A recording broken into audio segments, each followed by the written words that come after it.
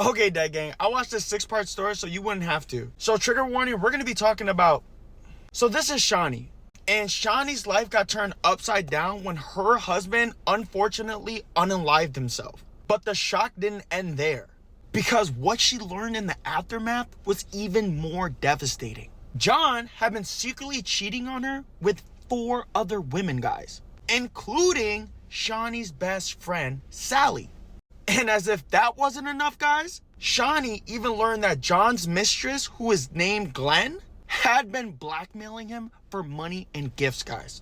And in the video, despite the shocking betrayal with those, including her best friend, Shawnee even discovered more affairs, bro. I mean, the list goes on. One with a family friend's daughter, another with their son's friend's mother, guys, and even a hairstylist who did her hair for their wedding.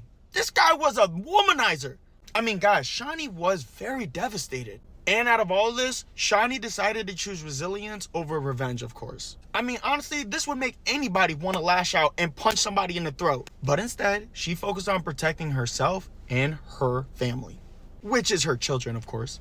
I mean, the full extent of John's infidelities was very immense, but that didn't stop Shawnee from losing her character and herself. And she confronted her friend Sally, and in result, she ended up just cutting her off.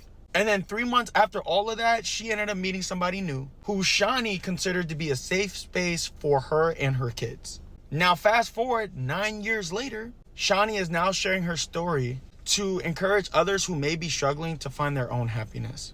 I mean, after all of that, Dead Gang, even though her husband was a risk case, it still just goes to show that mental health is very, very serious. I mean, Dead Gang, like I always say, what is your thoughts about this?